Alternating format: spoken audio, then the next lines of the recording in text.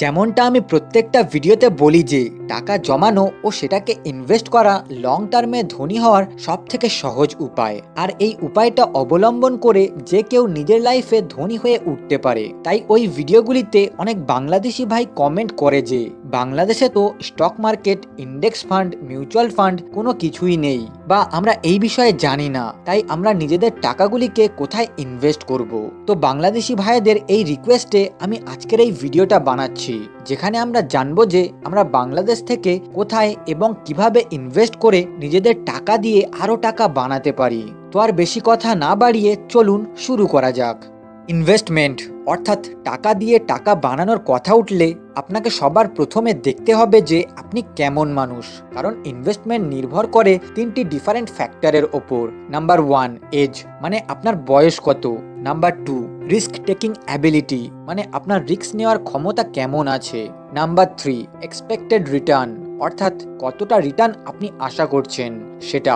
তো ইনভেস্ট করার আগে এই সব ফ্যাক্টরগুলিকে ভালোভাবে দেখতে হবে, কারণ প্রত্যেকটা মানুষের বয়স একই নয়, তাই সবার কাছে সময়ও একই থাকে না। কারণ একটা 20 বছরের যুবকের কাছে যতটা সময় থাকে, একটা 50 বছরের লোকের কাছে ততটাও সময় থাকে না। তাই একটা 20 বছরের যুবক আর একটা 50 বছরের লোকের ইনভেস্টমেন্ট ক্রাইটেরিয়া কখনো একই হতে পারে না, কারণ যার হাতে যত বেশি সময় থাকবে তার রিস্ক নেওয়ার ক্ষমতা ততই বেড়ে যাবে।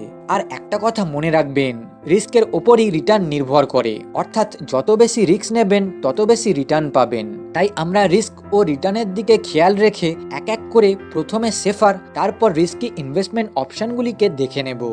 So investment option number 1 fixed income schemes.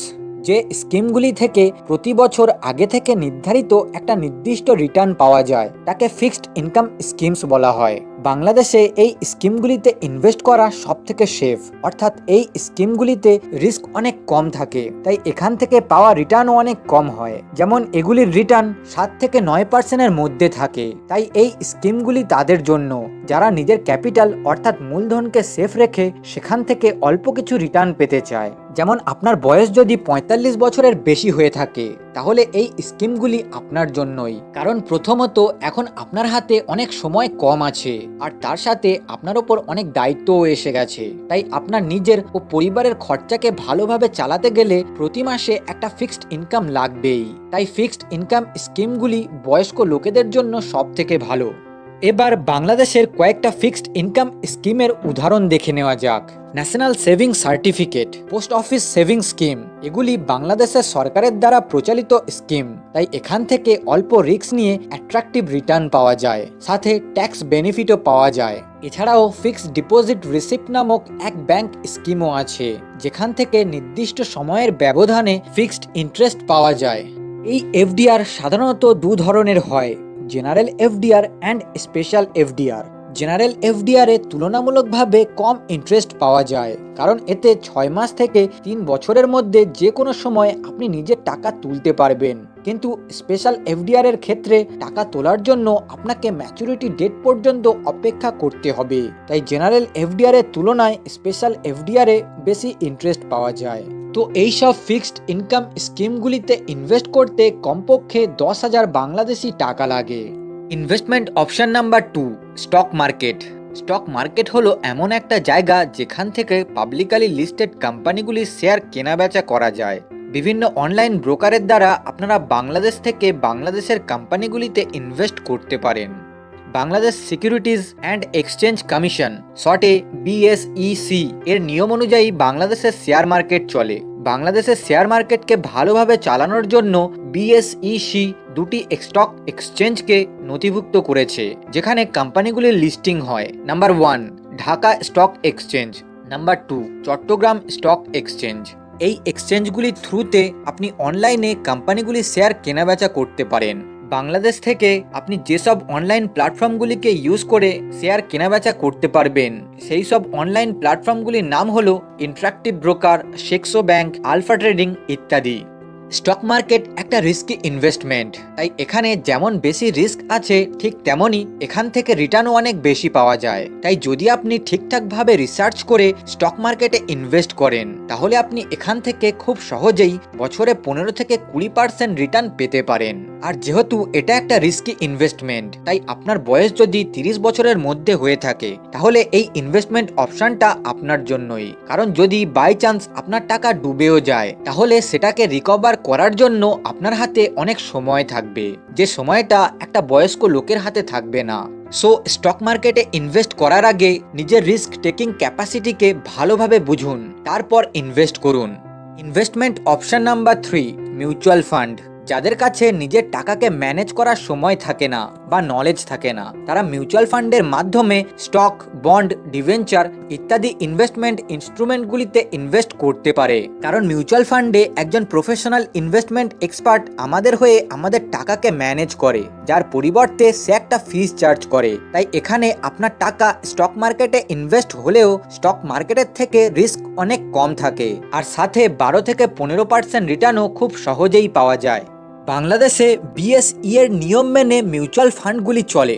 বাংলাদেশে বিভিন্ন ধরনের মিউচুয়াল ফান্ড আছে, যেমন open ended mutual fund, close ended mutual fund, Islamic mutual fund ইত্যাদি। যে কোনো অনলাইন ব্রোকারের থ্রুতে এইসব মিউচুয়াল ফান্ডগুলিতে আপনি মিনিমাম 500 টাকা থেকে নিজের ইনভেস্টমেন্ট শুরু করতে পারেন। আর সব থেকে বড় কথা হলো 20 থেকে 50 বছর বয়সের যে কোনো লোকই এই মিউচুয়াল ফান্ডে নিজের টাকাগুলিকে ইনভেস্ট করতে পারে। ফর এক্সাম্পল, যদি কেউ প্রতি মাসে মাত্র 3000 টাকা করে মিউচুয়াল ফান্ডে ইনভেস্ট করে আর যদি সেখান থেকে মিনিমাম 15% অ্যানুয়াল রিটার্ন পায়, তাহলে 30 বছর পর তার কাছে 2,10,00,000 টাকা থাকবে। Investment option number 4, আইফার্মার।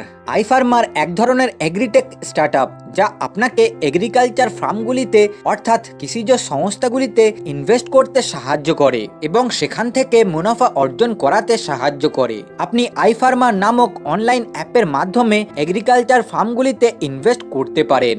এখানে আপনি নিজের ইচ্ছা মতো বিভিন্ন ফসল, পশু সম্পদ বা মৎস্য প্রকল্প বেছে নিয়ে সেখানে ইনভেস্ট করতে পারেন। এখানে ইনভেস্ট করতে মিনিমাম 5,000 বাংলাদেশি টাকা লাগে।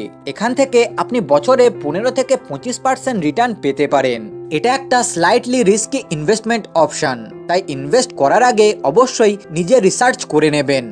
Investment option number 5, cryptocurrency. Cryptocurrency এক ধরনের ডিজিটাল আর ভার্চুয়াল কারেন্সি, যেগুলিকে দেশ বিদেশের বিভিন্ন ট্রানজাকশনকে সিকিউরিটি প্রদান করার জন্য ব্যবহার করা হয়। এই ক্রিপ্টোকারেন্সি ব্লকচেন টেকনোলজির দ্বারা কন্ট্রোল করা হয়। এমনিতে এটা বিশাল বড় একটা টপিক, অন্য কোনো একদিন এই নিয়ে ডিটেলসে একটা ভিডিও বানিয়ে দেব। এখন আসি ইনভেস্টমেন্টের কথায়। ক্রিপ্টোকারেন্সি একটা হাইলি রিস্কি ইনভেস্টমেন্ট অপশন। এগুলি বাংলাদেশ সরকারের দ্বারা স্বীকৃত নয়। এখান থেকে আপনি হাই রিটার্ন পেতে পারেন, হয়তো বছরে আপনার টাকা 2 থেকে 10 গুণেরও বেশি হতে পারে, আর ডুবেও যেতে পারে। এখানে যেমন হাই রিটার্ন পাওয়ার সম্ভাবনা আছে, তেমন হাই রিস্কও আছে।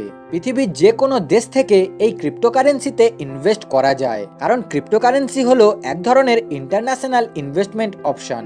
কিছু জনপ্রিয় ক্রিপ্টোকারেন্সির নাম হলো বিটকয়েন, ইথেরিয়াম, লাইটকয়েন ইত্যাদি। এই সব ক্রিপ্টোকারেন্সিগুলিতে আপনি বাংলাদেশ থেকে বাইন্যান্স, ক্র্যাকেন, কয়েনমামা, চেঞ্জলি ইত্যাদির মতো অনলাইন প্ল্যাটফর্মগুলি থেকে ইনভেস্ট করতে পারেন। তো আপনি বাংলাদেশ থেকে এই সব ইনভেস্টমেন্ট অপশনগুলিতে ইনভেস্ট করে নিজের টাকা দিয়ে আরও টাকা বানাতে পারবেন। আর এই ভিডিওটা শুধুমাত্র এডুকেশন পারপাসের জন্যই বানানো হয়েছে, তাই কেউ এই ভিডিওটাকে ইনভেস্টমেন্ট অ্যাডভাইস হিসাবে নেবেন না। সবশেষে, যদি এই ভিডিওটা একটুও ইনফরমেটিভ মনে হয় তাহলে ভিডিওটাকে আপনার বন্ধু বান্ধব, আত্মীয় স্বজনের সঙ্গে শেয়ার করুন। আর যদি আপনি এই ভিডিওটাকে ফেসবুকে দেখে থাকেন তাহলে ফলো করুন, আর ইউটিউবে দেখে থাকলে চ্যানেলটাকে সাবস্ক্রাইব করুন।